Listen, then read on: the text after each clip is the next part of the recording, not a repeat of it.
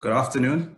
Welcome and thank you for attending the Global Multi-Asset Half-Year Market Review Call, Recession Expectation, Where Do We Go From Here? I'm Alphonse Ndzinge, Managing Director of Kgori Capital and moderator for today's discussion. So this webinar is the second in our series of biannual insights hosted by Kgori Capital in collaboration with our global investment partner, PineBridge Investments. PineBridge Investments is a leading global asset manager that has partnered with Kgori since 2016 to bring best-in-class, active, high-conviction investment solutions to Botswana. So today's discussion will be on the very topical theme of recession expectation. Where do we go from here? So our aim is to unpack how inflation, central bank policy, and slowing economic growth will drive investing in 2023 and beyond. So let me start off by introducing today's speakers and agenda. First up, we have Jonathan. Jonathan is a portfolio manager from PineBridge's Global Multi-Asset team who will discuss global market trends and positioning in a recessionary environment. He's also going to share his thoughts on markets across the globe and where we see the best alpha generating opportunities for our different asset classes. After Jonathan will be Kitso, an investment analyst and economist here at Kgori, who will then provide a local macro update. And then I'll close the discussion with our positioning on the local market and where we see opportunities. Just before we kick off, some housekeeping. The webinar is scheduled for an hour. About 35 to 40 minutes will be dedicated to the presentations, and then we'll open the floor for Q&A for the last 20 minutes. But in the interim, please feel free to post your questions and comments to the chat, which you'll see on the bottom right hand of your screen. So with no further ado, let me hand over to Jonathan and let's start the webinar. Thank you. Great, thank you, Alphonse. Happy to be here and thank you for putting this together and inviting me to participate. So I'll start off by saying something simple. The reality is not all recessions are created equal. What played out during the 2008 global financial crisis, for instance, is not the same as what we're experiencing today. A major difference between the two being inflation. Inflation was pretty low in 2007, 2008, ranging from 2.5% to 4%. Whereas we saw inflation exceed 9% in 2022 and remain stubbornly high today. So why does that matter? Well, it has huge implications on the path of monetary policy, which is the main tool central banks have when controlling economic growth. So during this presentation, we'll examine what's the current macro backdrop, where are the fundamentals moving towards, and what are some of the alpha opportunities created as a result. If we can move to the first slide, please. Great. So markets have been pretty resilient. I think it's important for us to take a look at where we are in order to make an assessment about where we're going to be. So in one of the most widely expected recessions in modern history, why are equity markets up over 17% in the past 8 months? I think there's 4 key dynamics at play here, all of which impact our forward-looking views of markets. Firstly, we can see on this chart, households have been flush with savings built up during the COVID period. The savings glut is starting to deplete at this point, and it should run out by the second half of the year, we expect. We saw a $5 trillion injection into the economy during COVID, and it's finally drying up. This way, money that was poured into households and small businesses, big businesses, airlines, hospitals, that really propped up the economy for the period since that point, we're finally seeing come to an end. Let's go to the next slide, please.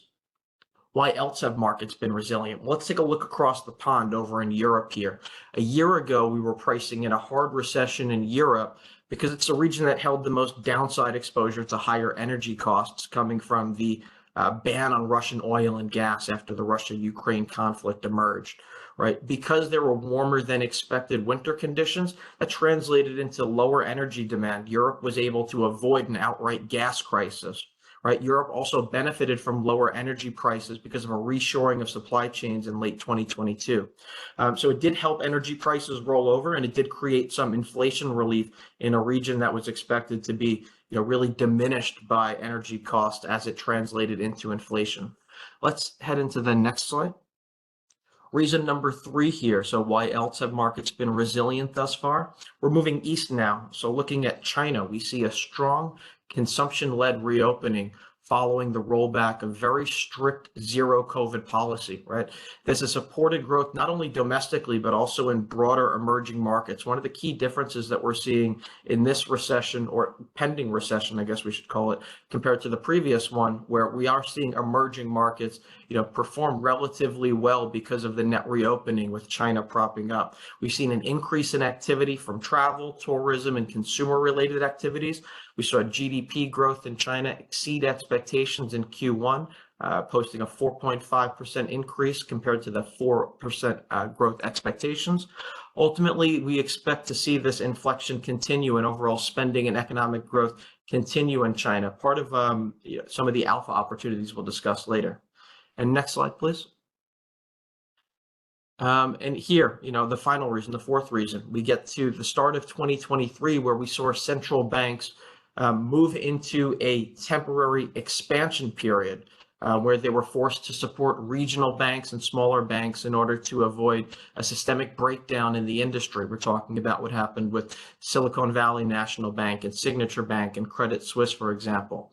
The reality is in 2018, the Trump administration eased regulations on small and mid-sized banks. So it removed the requirements for stress tests and liquidity assessments, so allowed some of these banks to fall in between the cracks when it came to the balance sheet assets and the duration mismatch of their underlying assets, which really created the crisis in itself. So since that point, there's been a call for tighter regulations and tighter monitoring of regional banks, and there's been a reversal back to a contraction of balance sheet and a tightening of credit conditions, which will act as a substitute for further policy hikes. Right, so let's head to the next slide. So what we just covered is we think resiliency is coming to an end. We think there's going to be an excess savings coming to an end. The warmer than expected winter conditions that we experienced in Europe is a point in time sensitivity situation. The reopening in China, it was very much a Q1 event, but from this point on, we do think it will offset some of the pain, but it won't be able to offset all of the pain. And then finally, that temporary balance sheet expansion from the central bank is moving from expansion back to contraction.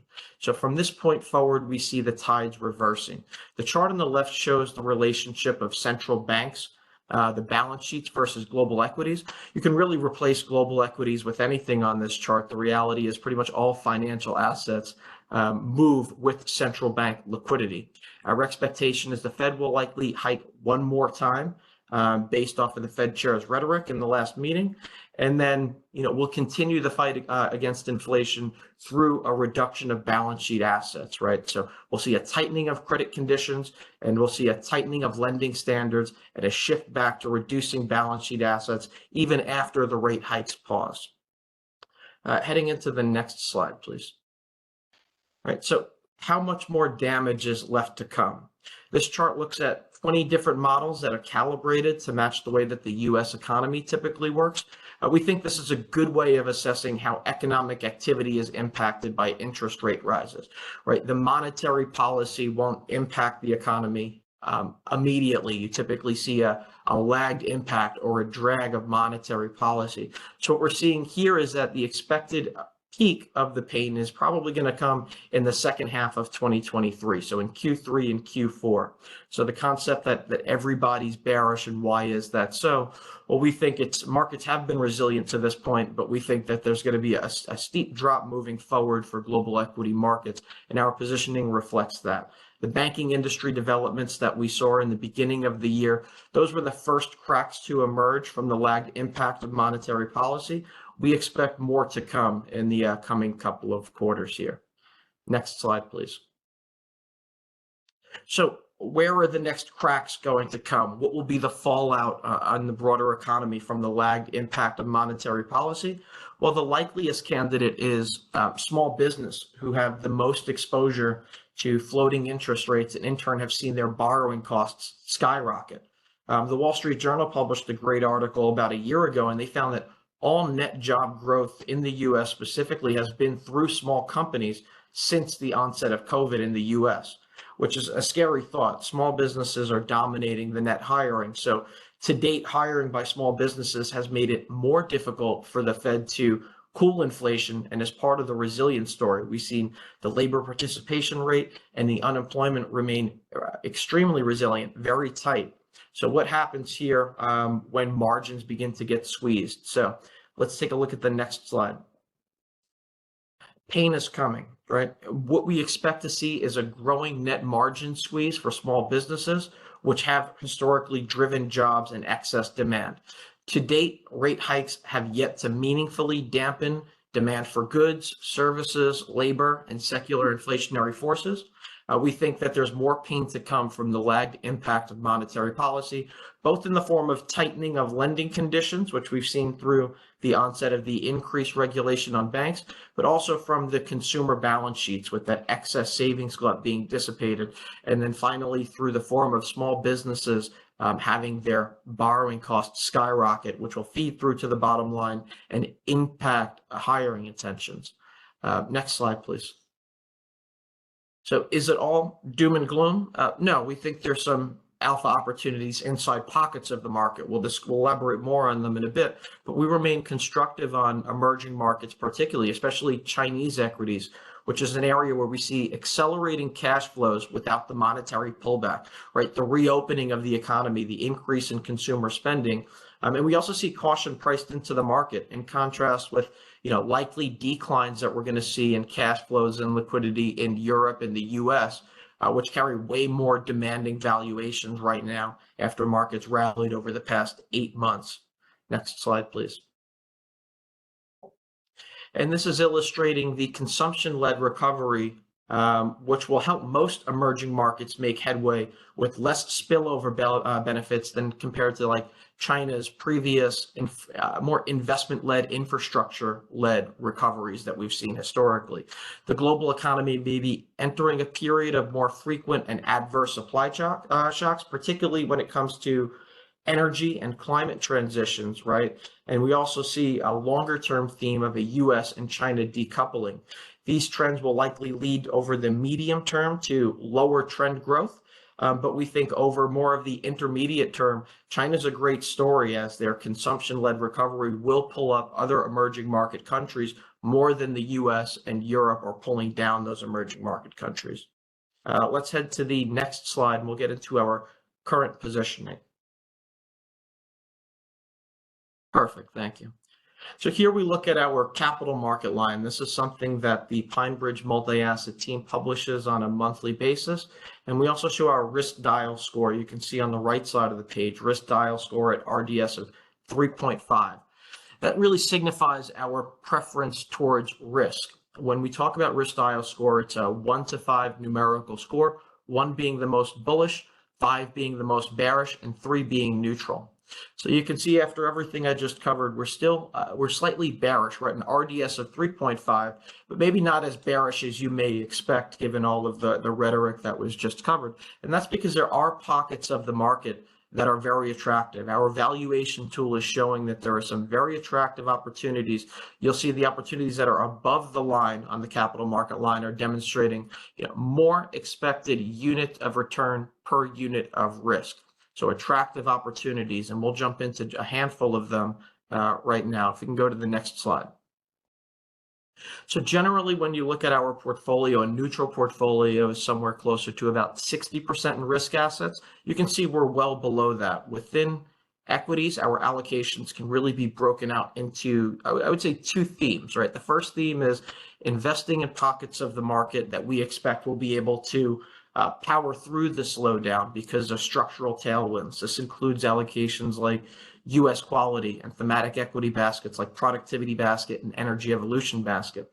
The second key theme here is investing in pockets of the market that we see positively trending cash flows and capitalization rates, right? So this is allocations like China, like India, like broad emerging market equities.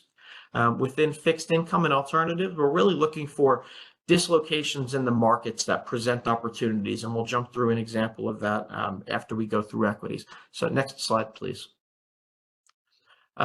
Within equities, we're focusing on US quality here. Within equities, we continue to see opportunities within US quality. It's our largest weight within the portfolio, within the risk assets currently. And we favor asset classes that are more prepared to handle the environment ahead, which will be increasingly operationally challenging for most companies as cost pressures mount. And that includes the inflationary headwinds and the cost associated with labor as well. In a growth slowdown where inflation gets tougher to fully pass through, we continue to favor quality companies with dominant positionings in their respective markets. They have strong balance sheets, strong management teams, high pricing power, right? Because these companies have the ability to pass through the increased prices down to the consumer because of their dominant positioning in their respective markets.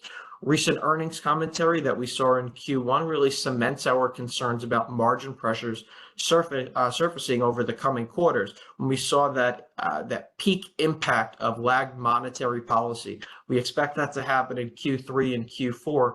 That's when we expect U.S. quality to really shine, to outperform broader markets, right? So when we talk about U.S. quality, we talk about companies like MSCI, for example, MasterCard, Amazon, companies with very dominant positionings in their respective markets with strong pricing power that really should come to fruition over the next couple of quarters.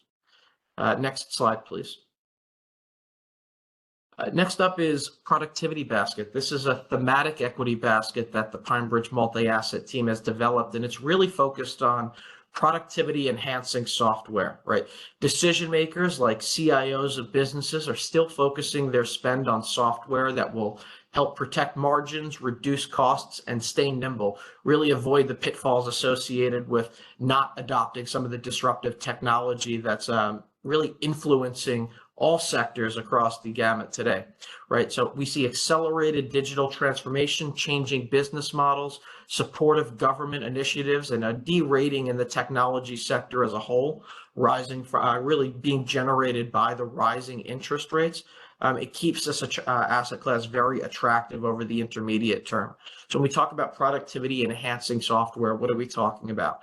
Think about cybersecurity, automation, cloud computing, software as a service, for example.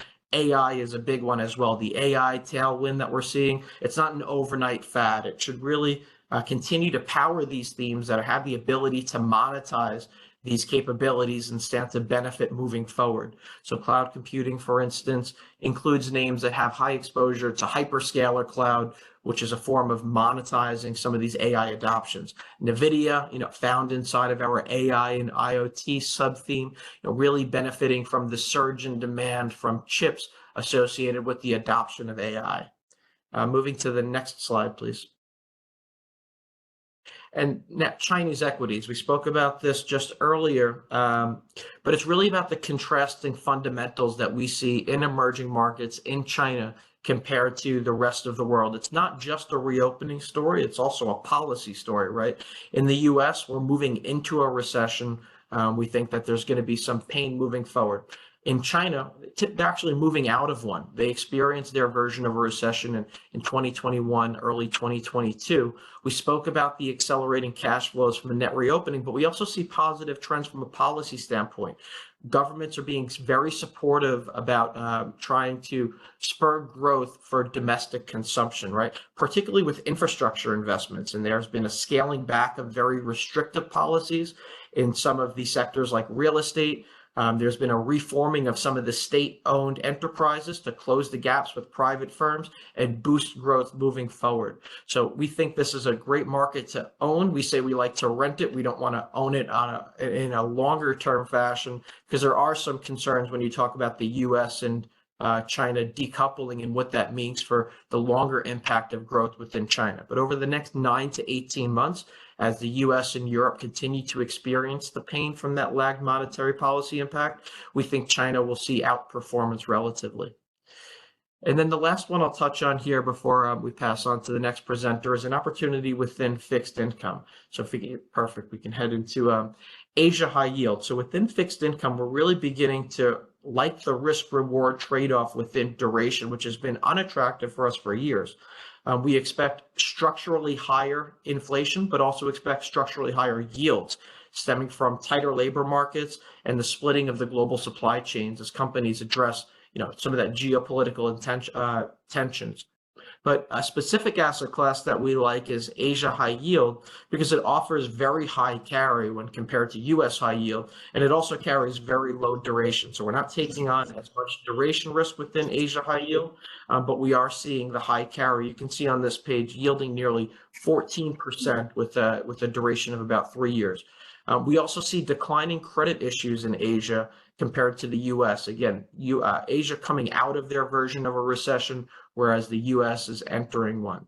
And what does that mean for defaults when it relates to a high yield index? They were able to weed out a lot of the laggards in 2021 and 2022. And what we're left with is a much higher quality index, so lower default risk, but we're not seeing the impact in spreads. So we're talking about identifying dislocations in the markets and finding attractive pockets to invest in. We think Asia high yield is a great example of that. Credit spreads haven't tightened to the magnitude that we see in US, where spreads are still very razor thin and there's a lot of duration risk being carried. Asia high yield has been an attractive pocket of the market that we've invested into, and we like it over the intermediate term. So let me pause there. Let's move to the next next presenter, and happy to take any questions as we move to the Q&A section. Once again, thank you, Jonathan. Yeah, so just before we move on to Kitso, just a reminder, if there's any questions or comments, please add them to the chat box. Over to you, Kitso. All right, thank you very much, Alphonse. I'll be starting off our local macro update by looking at our GDP and the structure of GDP. So next slide, please. So in 2022, GDP growth for Botswana was recorded at 5.8%, down from 11.9% in 2021. Now, this marked slowdown in GDP growth was not down to any bad performance within any sort of economic sectors within Botswana. In fact, all economic sectors recorded positive growth for the year, but rather just the normalization of growth, having experienced strong recovery from the COVID-19 pandemic in 2011. During the course of the year, the mining sector grew by 7.5%, and the non-mining private sector grew by 5.6%. Now, just moving on to the structure of the economy, the mining sector was the largest contributor to GDP for the year 2022, with contributing 22.4%, followed by public administration and defense at 17.4%, and wholesale and retail trade at 10.6%. Now, although mining is still the largest sector or largest contributor to GDP within the economy, its share of GDP contribution has been declining significantly over the past few years. I think as far back as 2006, its share stood at about 45.8%. So this the country's economic diversification drive, which has taken precedent over the past few years, has been somewhat successful. But the only chink in our armor in terms of our GDP structure is that the public sector remains a large contributor to our GDP, which is not sustainable for long-term growth and goes against the private sector mandate that the current administration has set for itself. As for the year 2023, we at Kgori Capital, we forecast growth to lie between 3.8% and 4% for the year, so slower than 2022, but we do not expect there to be a local or domestic recession during the course of the year. Next slide, please. Moving on to inflation. We do believe that for Botswana, inflation has reached its peak. We forecast inflation to fall within the 3 to 6% objective range set by the Bank of Botswana, possibly as soon as next month. So with this May imprint that comes out, and this is mainly due to strong base effects taking place as the large fuel price increases that we experienced last year around about this time begin to fall out of our CPI calculations. However, towards the end of the year, so during the fourth quarter of 2023, we do expect inflation to creep up beyond the 6% upper bound as these base effects begin to dissipate, and we only expect it to sustainably trend below the 6% upper bound, or between this 3 to 6% band, within the second quarter of 2024, which is next year. Now, even though structurally, as far as our GDP and our inflation goes, we seem to be quite resilient and out of the woods, there are certain factors that we do need to keep an eye on when it comes to our recession expectations for Botswana. Next slide. The first being the banking crisis that has taken place in the Western and developed markets. Currently, Botswana fortunately does not have any direct exposure to either Signature Bank, SVB, or Credit Suisse. And I think it was as of February 2022, Credit Suisse had announced its intention to disinvest or to get out of 9 African markets, one of which was Botswana. This was part of their strategy to exit non-core wealth management markets within the region. And at the time, they held assets of about 2.5 billion in these 9 countries. So them deciding to refer their clients to what is now ABSA Africa has left Botswana with very limited exposure to the banking crisis in developed markets. Next slide, please. The one area in which Botswana remains highly exposed is with our exports. So in 2022, Botswana's diamonds attributed for 87.1% of Botswana's exports. And the second largest export sector or commodity was copper with 3.9%. Now, should there be a global recession, not even global, a US-led recession, we would find ourselves extremely exposed to this, especially when it comes to our exports. The graph on the right there shows the share of polished diamond consumer demand globally, and the US accounted for 53% of this at about 15 billion. And the second largest share was held by, the second largest share of consumer demand was by China with 11% and 3 billion. So should there be a US-led recession, our exports will be severely hit. However, the emergence of China as they come out of their zero COVID policies and leave that sort of recession, it could help prop up our copper exports. But again, at 3.9% compared to 81.7%, it pales in comparison. Next slide, please. Another important area of focus is our monetary policy. And we at Kgori Capital believe that the Bank of Botswana, our central bank, has reached the end of its hiking cycle. We do have 3 sort of case scenarios. We have our bearish base and bull case. Our bearish case, which we put at happening at about 10%, would see a 50 basis point hike to our monetary policy rate within the second half of 2023. And this would be on the back of rising international commodity prices, supply side constraints, if the SARB aggressively hikes its rates, and there's an overshoot in VAT adjustments from 12% to 14%. Our base case, which is our most likely scenario, would see a reduction of 50 basis points to our monetary policy during the second quarter of 2024. This is the period or point in time in which we expect inflation to sustainably trend within the Bank of Botswana's 3 to 6% band. Our bullish case, which we put at about 20% probability of taking place, would see a 25 basis cut before the end of the year, so in the second half of 2023. And this would most likely take place if there is a global recession and that downward fuel price adjustments and domestic demand is weaker than we expected and the rand continues to weaken in the manner it is weakening. Next slide. Intrinsically linked to our monetary policy is credit growth and arrears.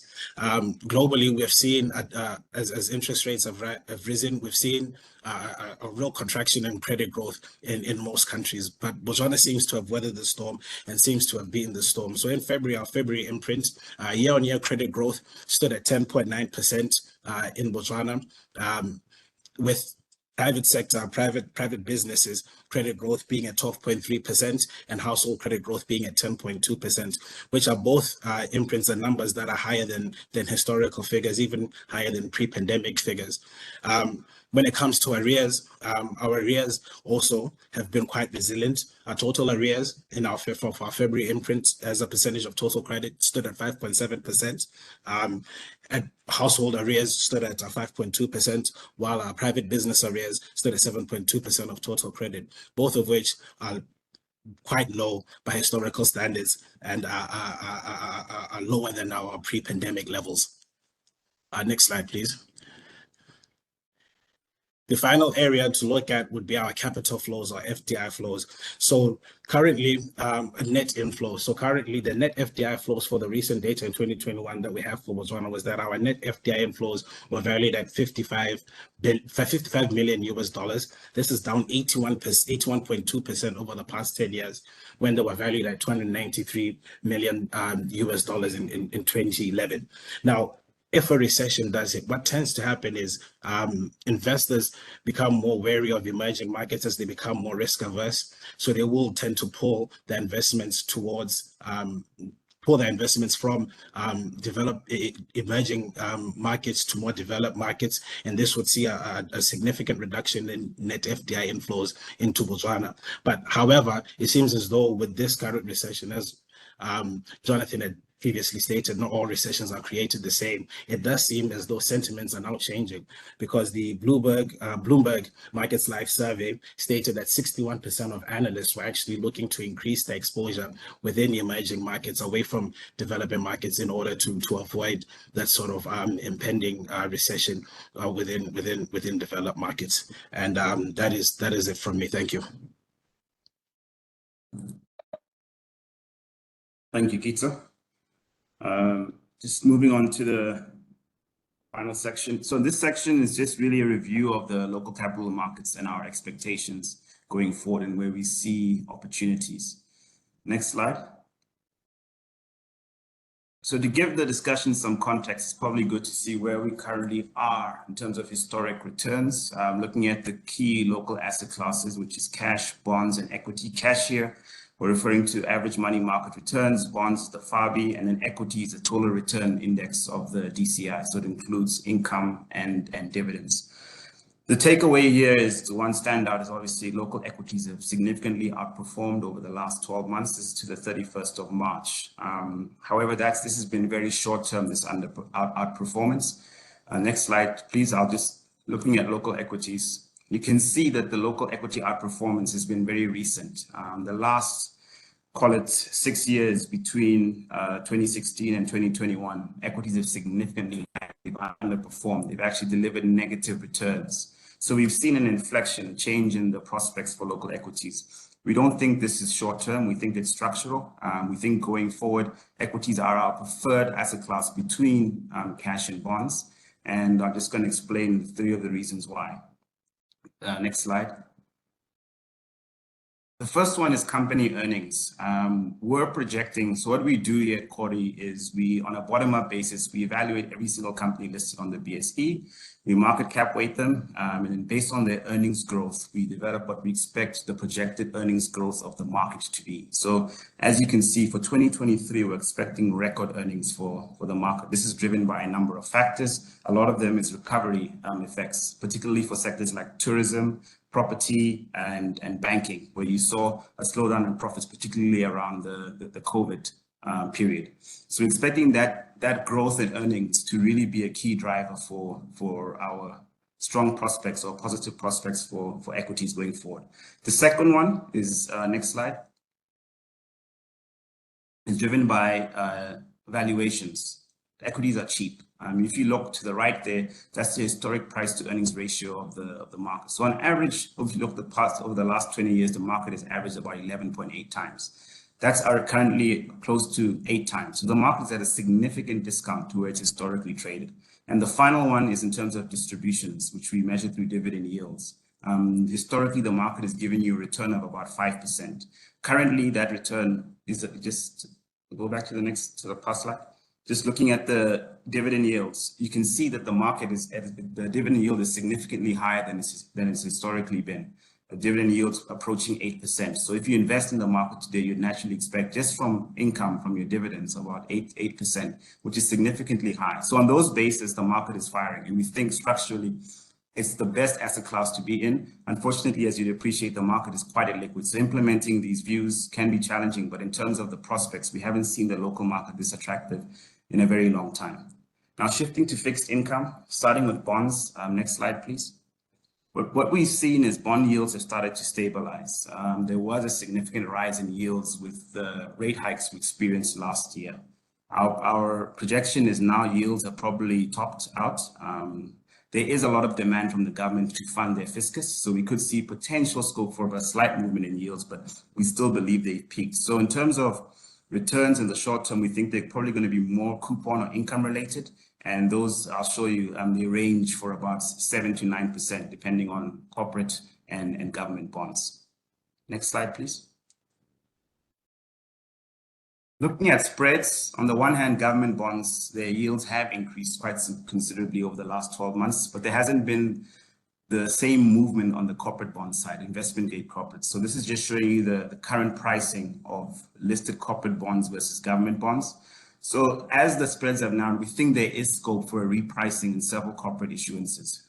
Corporates are still our preferred, but that preference has narrowed given the significant narrowing of spreads. Next slide, please. So this slide is just showing the movement in the yields. So on the one hand, you have government bond yields. Currently, on aggregate, if you take all the government bonds together and cap weight them, it's about 8% versus corporates at 9.3%. And you can see spreads have narrowed quite considerably in the near term. So we expect the trend to be corporates coming to market. We'll be seeing a repricing of their credit. Next slide, please. And then finally, on the money market side, here we still see a lot of attractiveness here. What we've experienced most recently is there's quite a number of dislocations in terms of liquidity, mainly within the banking sector. So most money market portfolios, you can see the shift from commercial paper to fixed deposits. On a week-to-week basis, opportunistically, funds are being, it's allowing us to generate attractive yields. I think you can see the trend looking at rolling 12-month historic returns for money markets. Currently, this is well above 8%. I think you'll probably start seeing it approaching an 8.5% to 9% level. So cash as an asset class is our second favorite after equities, and then shortly followed by bonds. So in summary, where do we stand? If we can just go to this. So in summary, locally, yes, there are challenges globally with the impending or potential recession, but we think fundamentally equities are very cheap. We see significant upside value, and having an opportunity to actually implement those decisions, we would be significantly overweight on equities. This is a period, if we had this conversation, call it 3 or 4 years ago, we had a very negative view, and we think there's been a structural shift in the opportunities on the market. Bonds, we still like corporates, and then on the cash side, there are attractive opportunities to generate a nice yield pickup in the current environment. So that's the presentation. If you move to the next slide. I think at this stage, we can take a pause, and once again, please submit any questions you may have regarding today's discussions, and we'll be happy to engage. Thank you very much for your attention.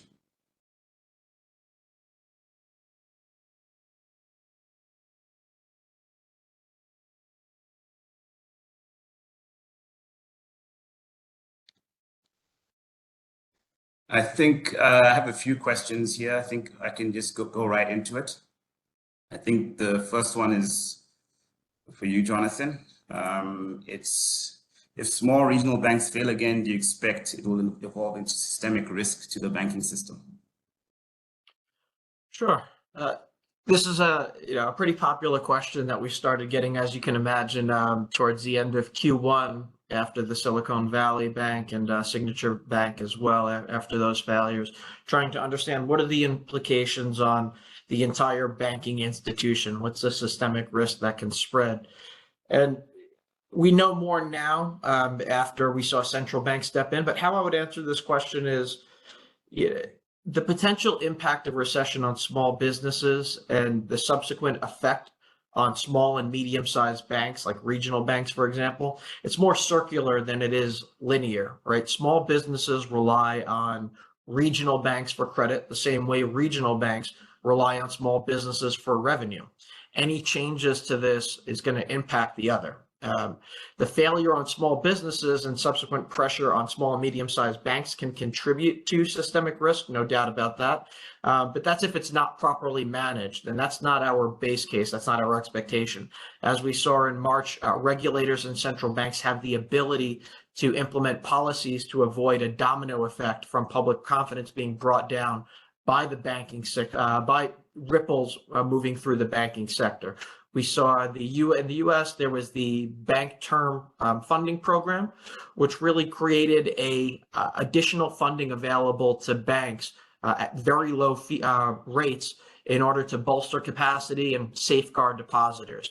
right? So larger banks are much better capitalized and have lower exposure to problem areas like cryptocurrencies and commercial real estate and startup companies. Those are the sort of the implications. Those are the problem areas that brought down the banks in question. So while we do expect a slowdown in growth and a tightening in credit conditions and borrowing conditions, we don't expect a systemic failure in the banking sector because of the central bank's, ability and willingness to step in so quickly with very aggressive policies to make sure that doesn't happen. Okay, thank you, Jonathan. The next question also for you is, what is your view on global infrastructure and TIPS? Cool. So global infrastructure, it's an interesting one, right? We like global infrastructure as a longer term theme. When you talk about longer term themes, what are the catalysts for change? We see a rising global population, and that's driving the need for more development across not only developed markets, but emerging markets as well. So we talk about longer term themes, we're thinking 5 years, 10 years out. Over the more intermediate term, it could be challenged. When we talk about the impending recession that we see coming for the US and Europe, government spending will take a big hit. So we expect that there will be a pullback in government spending. We've already seen it included in the debt ceiling deal when it comes to Western markets. So global infrastructure as a whole, it's a bit lumpy in terms of what we like, what we do like. We do like infrastructure in emerging market countries, specifically China, who has a lot of infrastructure policy initiatives moving to the forefront right now as part of their domestic growth rebound. But that being said, it's very difficult to get a targeted allocation within just EM infrastructure per se. So I would say we like it as a longer term theme, a little bit less so as an intermediate term theme, but there are pockets within that market that we do find to be exceptionally attractive right now. And through that, there are some very attractive commodity plays as well, whether it be copper and aluminum, where China is the one of the bigger importers of each, that could play out because you'll need both of those metals, those industrial metals, in order to continue on with their infrastructure projects. Second part of the question was around TIPS. So, TIPS, I think your view on TIPS is really related to what's your view on inflation from this point out. Will it continue to cool at what's priced in? So we do expect inflation to cool from where it is currently, closer to 6% or so. And that's going to be driven by a deglobalization, by the climate transition, by very tight labor markets. So where will it cool to? Certainly above that sub 2% level that it's been at historically, probably somewhere closer to 3 to 4%. So with that in mind, are TIPS very attractive? We think so. We think valuations at the current real rate which are finally turning positive, create very attractive valuations for TIPS. It's an investment, it's an asset class that we're considering in our portfolio. We don't hold it currently. We hold nominal bonds, which have actually outperformed TIPS to this point. But the market seems to be pricing in a near-term drop in inflation, which is not aligned with the pricing in nominal rates, which could spur us to make that change, right? So the TIPS market is pricing in, I think it's a 5-year inflation number of about 2.4%. So if this is below your expectation for longer-term inflation, for 5-year inflation, it's an asset class that makes a ton of sense to own right now. Given our expectations for inflation, it's certainly something that we're considering. But with that, you also need to understand what the opportunity cost is as well. For our product, we're very risk conscious. We manage to a risk budget. So filling up that risk budget with the most attractive opportunities within equity and fixed income is always what we're trying to prioritize. So right now, more of our risk budget is shifted towards opportunities like Asia high yield and China property bond that offer more growth-like return prospects compared to US TIPS. But that being said, there are attractive opportunities for fixed income investors particularly. All right, thanks, Jonathan. Shifting to you, Kitso. I think there's two related questions here based on the inflation forecasts, our view on domestic interest rates, and outlook on credit growth. And if we continue to see an upward trend across private business and households. Okay. In relation to the first question, our inflation forecast is that inflation will only sustainably trend within the BOB's objective range of 3 to 6% and the second quarter of 2024. So that is when, on our base case, we expect the central bank to then begin cutting rates, and we expect a 50 basis point cut during that period when inflation starts trending within the prescribed band. With regards to credit growth, if the central bank does cut its rates, it should increase and banks increase the appetite for lending. It should increase the amount of credit uptake, both by households and by businesses. So that is our view, but it's mainly based on the actions that are taken by the central bank. I don't know if that answers your question.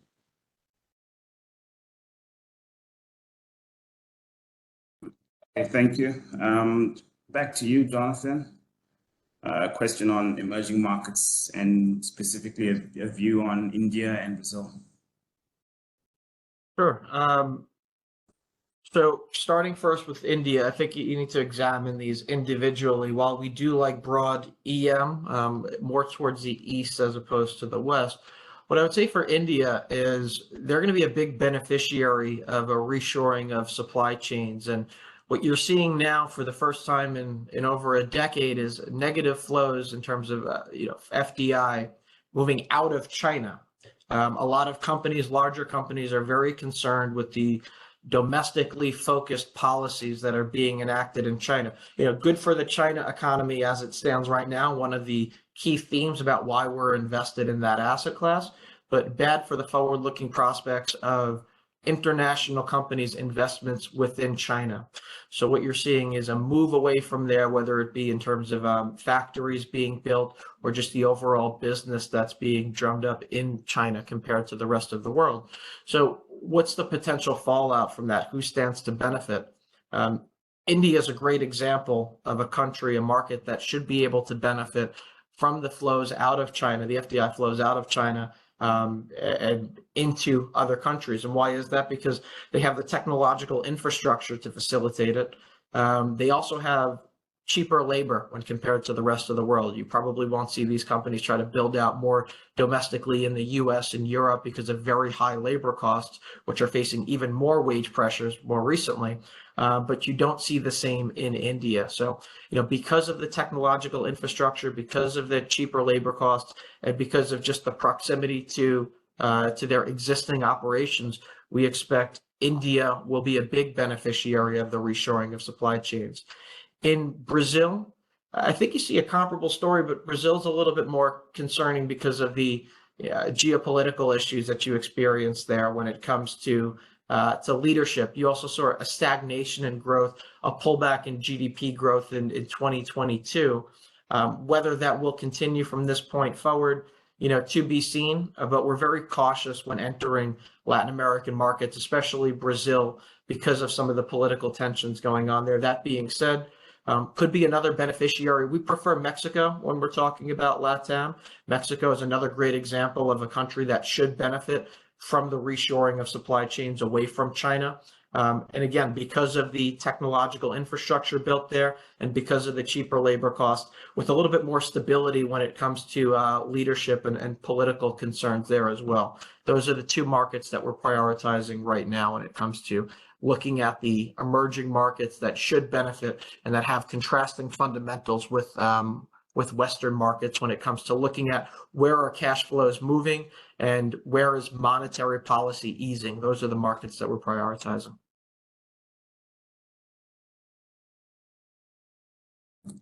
Thank you for that. And then question here on local and monetary policies that can be enacted to protect businesses against inflationary pains. I don't know if you want to take that, Kitso. Oh, okay. So it is more of a balancing act.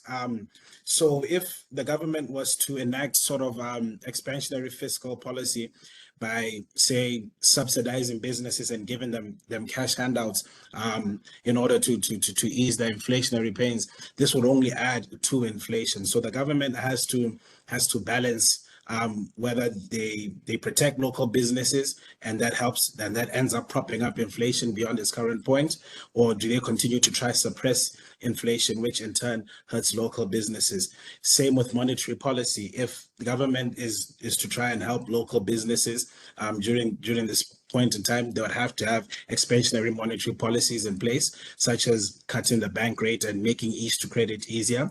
But the problem with that is that then adds to an upward inflationary pressure. So it becomes a steady balancing act that the government has to follow. Do you want to subdue local businesses to the point that you push inflation down? Yes, that's the current objective, bringing down inflation. The current objective is not protecting or expanding local businesses, because that adds to upward inflationary pressure, which goes against the current objective of easing inflation and bringing it down towards that 3 to 6% band.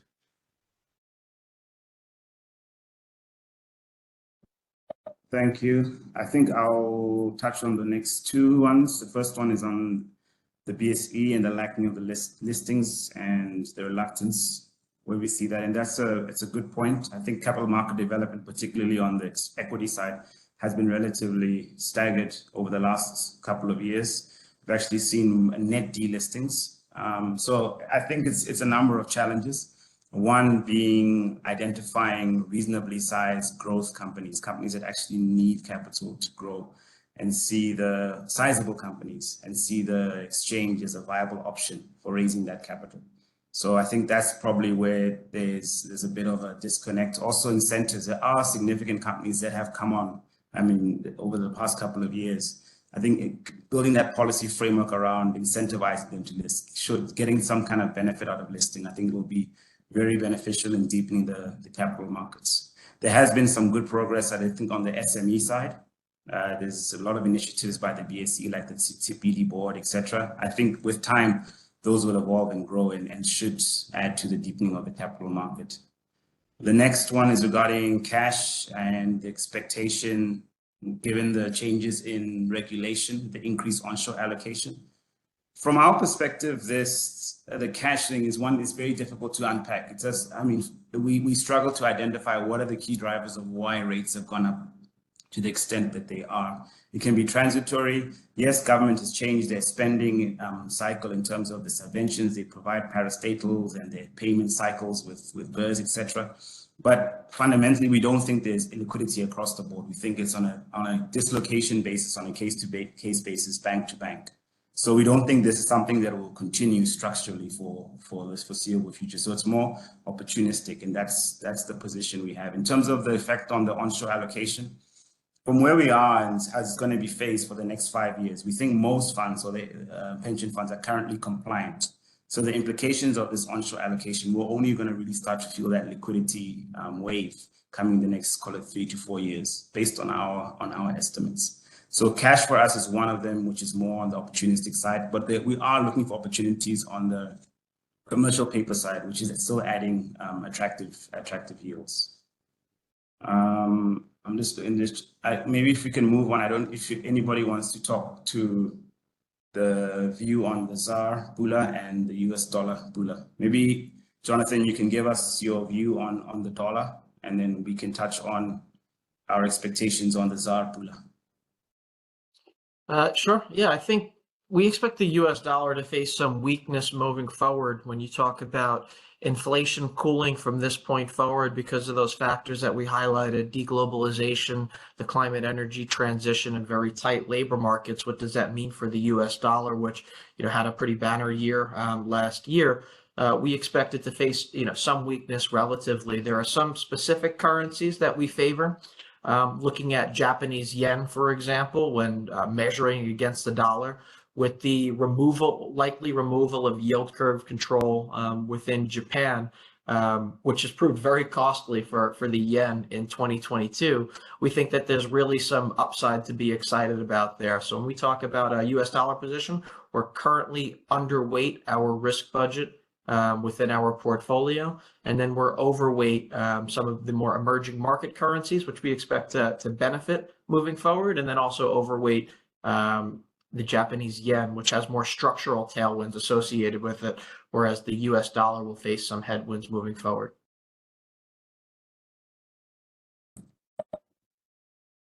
Okay, thank you. And then Please go.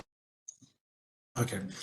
With regard to the Pula and Rand interaction, we expect the Rand to strengthen, so the Pula to weaken over the second half of the year. This is mainly due to the fact that the Rand has gone through a pretty tumultuous time in recent weeks, and we expect this to bottom out pretty soon. And really, the Rand can probably only strengthen from here on forwards. There has been talks about improving the electricity supply and all those structural deficiencies that are found in South Africa, and so that provides some sort of positive outlook towards the Rand. Also, with regards to the interest rate hikes, even though with that last hike, it went against the convention when they hiked by 50 basis points and the Rand plummeted. Usually what happens when countries increase the interest rates is that the currency appreciates. So this might just be a more lagged effect, and it should take place within the second half of this year, especially as the more hikes that have been alluded to by the central bank. Okay, and I think we'll just go for the last question just before we run out of time. This is around our perception of CDOs as an investment tool, and this is something we could be brought into Botswana. Jonathan, you correct me if I'm wrong. I know we've had CDOs in the GDA fund previously, right? And maybe you can just touch that, and then I'll touch on bringing it into Botswana. Sure. Yeah. So a while back when CDOs were populating we had CLOs. I guess that was back in 2018, 2019. And we had that as an asset class because of its extremely low duration, much more of a floating rate sensitivity. So in a very low yield environment, when it didn't make sense to own duration, we owned it as an asset class that had very high spreads. We were earning maybe 200 to 300 basis points on top of just pure cash, with very highly rated bonds attached to it, very highly rated issuers. So always looking for dislocations in the respective markets in order to express our views, and not just shifting money into cash when it doesn't make sense to. Right now, it's difficult to beat cash. We share the same sentiment as you guys, where it's a very attractive asset class. We're earning over 5% yield on our cash position. The same can't be said about the forward-looking prospects about a lot of different asset classes. So, currently not a conviction of ours, but CLOs have been in the portfolio. Thank you. And just to close that, they could definitely be brought into Botswana. I mean, it's something that we would consider looking at, that we had the right structure. I think that we ran out of time. I'd like to thank you all for your attention, the panelists, and we look forward to hosting you on our next webinar. Have a good afternoon. Thank you. Thank you.